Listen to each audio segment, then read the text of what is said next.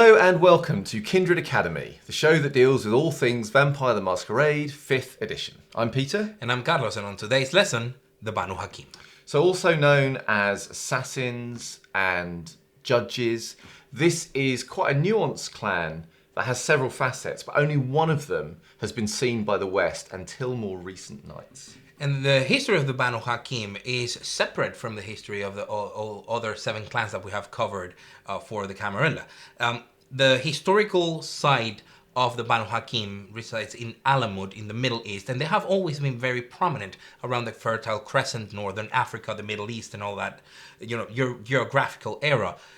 And one of the most interesting aspects of the clan is that since they were the most prominent and pretty much the only clan in many of these places, they had to diversify within themselves. So you can find 3 castes inside the Banu Haqim. That of the Viziers, which are the sort of like the political masterminds and leaders. They're very social and very strong figures that push forward the Banu Haqim agenda.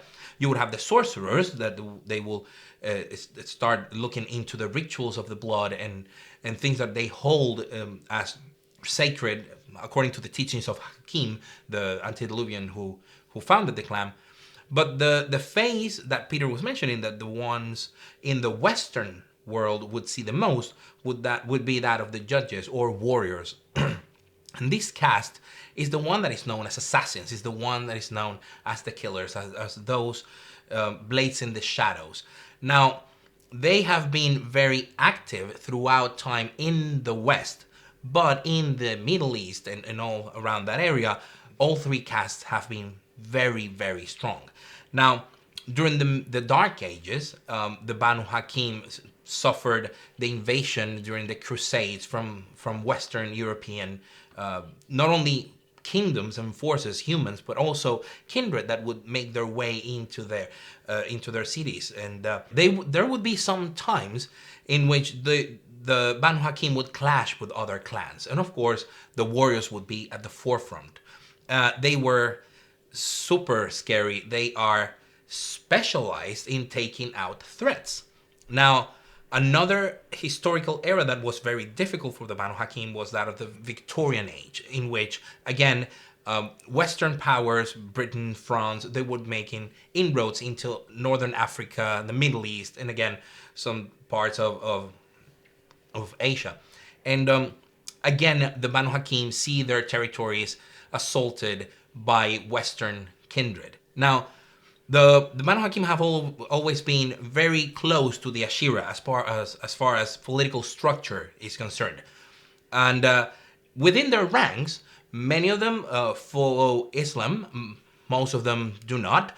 Others just follow the teachings of Hakim. So it's very, in modern nights, you would find many of those aspects. But just as with individuals in other clans, religion is just a part of who they are as kindred, not as a clan.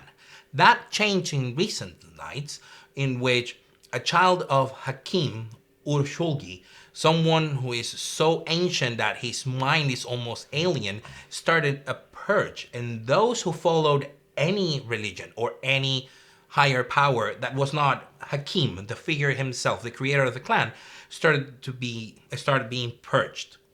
That drew a great schism in the Banu Haqim, in which many of them defected and joined the Camarilla. So in modern nights, after the Vermilion wedding, where Victoria Ash of Clan Toreador married in a blood marriage the Banu Haqim Justicar, the Banu Haqim have been accepted as one of the clans of the Camarilla.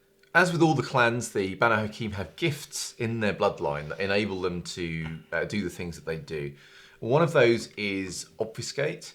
And interestingly, for those who've played old editions of Vampire the Masquerade, one of their kind of signature powers has been sort of folded into Obfuscate. So when you're choosing which of the powers at the different levels of Obfuscate you want, there is a sort of classic Banu Haqim path you can take, but you're not limited to that path.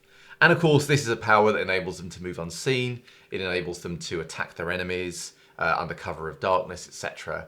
And is very much kind of part of their image. Another big discipline, and especially a big change from previous editions to now, is that the Banu Haqim as a clan have access to blood sorcery. Now, blood sorcery used to be the sole purview of the Tremere, and then, well, as thaumaturgy, and then other clans would have their own version. But now, blood sorcery is treated much as a catch-all term, and you can see that blood sorcery, as described in the core rulebook, is both a little bit of thaumaturgy with a little bit of what used to be quietus, or the powers of the Banu Haqim. And that is by design. Now the Banu Haqim can use blood sorcery, and the warriors can choose the path that make your blood poisonous or acidic or corrosive, or the viziers could use them for the powers of the blood and the taste of blood, learning the secrets of others. Also, there are rituals. They have access to rituals of blood sorcery, but the Camarilla book, where the Banu Haqim are described, comes with 2 rituals. One that allows the caster of the ritual to turn their blood into a very mild poisonous narcotic that uninhibits people, so it makes them easier to influence or even use disciplines such as dominate and presence, but also to interrogate or convince, persuade in some manner. And another ritual that deals with their signature weapons, something that they would sort of do this ritual to bind themselves to such a weapon, and it would give them an edge when they were in combat. But should they lose it, or if it's ever stolen from them, it would deal grievous wounds on their former owners. So the third discipline they have access to is celerity, which is in many ways sort of self-explanatory in terms of making them not only kind of graceful and able to move into, if they were trying to infiltrate a building, across rooftops, etc., but also to attack with incredible speed and kind of deadliness as well. And even though there are no amalgam powers in general for blood sorcery, it doesn't have any amalgam powers, but the obfuscate celerity combination does not have anything in there. Potentially, people who are interested in playing a sort of judge or warrior type Banu Haqim could dab sort of out of clan discipline, maybe through their predator type with Auspex, so they can get unerring aim, which is the amalgam power we talked about in our Toreador video when we discussed celerity and Auspex amalgams. So that could be something that you could use. So in terms of Banes, the Banu Haqim are drawn towards tainted blood. So in terms of mortals, this just means that they will have a preference. If there's someone who has lived a particularly kind of corrupt life or done something particularly awful, they would feed on that person first rather than just a normal person on the street. However, the blood of the vampire is by its nature a corrupt thing personified. And so that is extremely tempting to members of this clan. And if they do feed on kindred blood, then they have to test against hunger frenzy. And the impact of this can be not only that they might frenzy upon this vampire and feed on them, but also they might commit diablerie upon them as well, which obviously is a bad look when you're trying to hang out with the Camarilla. Now, we would obviously suggest to you, if you're interested in playing a member of this clan, to check out the Camarilla book, because there are some good suggestions in there. But we're also going to give you a couple of our own as well.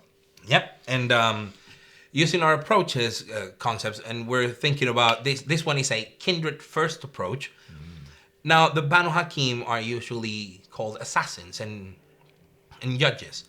But who keeps them in check? Well, it turns out themselves and higher powers. So viziers on the high rankings usually have specialized warriors that will hunt those who stray away from the path. So this is a concept that doubles down on the archetype and the stereotype of the Banu Haqim.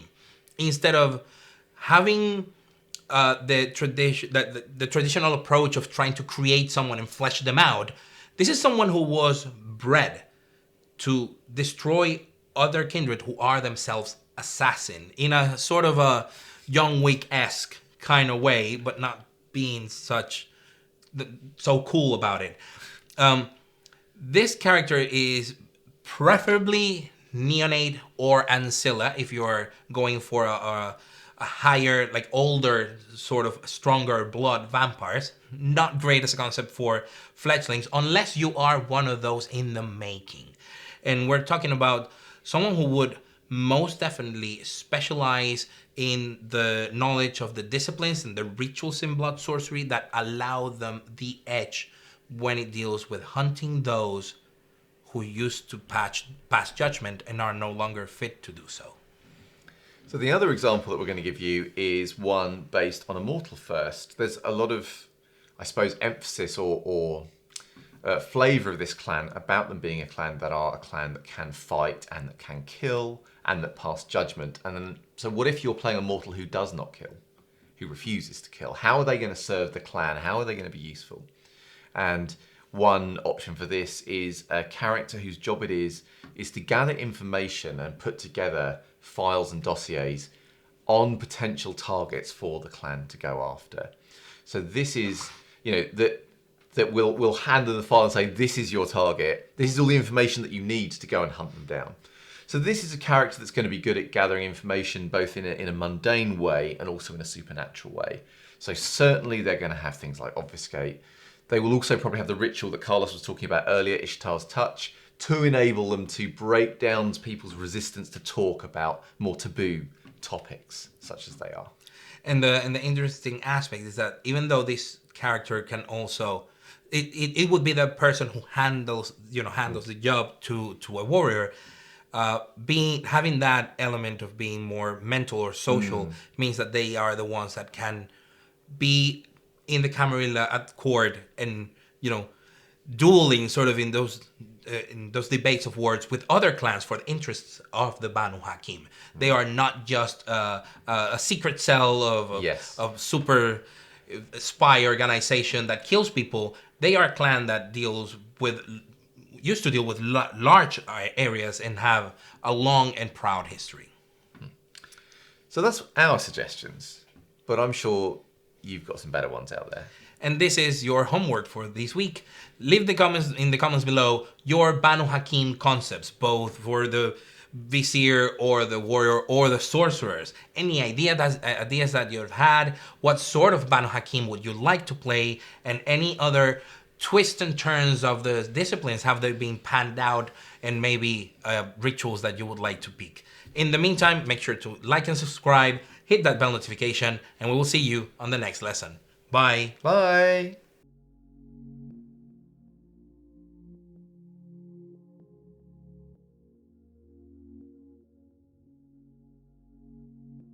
Should I just start with the history again and not make it so convoluted? Should we start from the top and force Peter to do again that line? Please don't start from the top.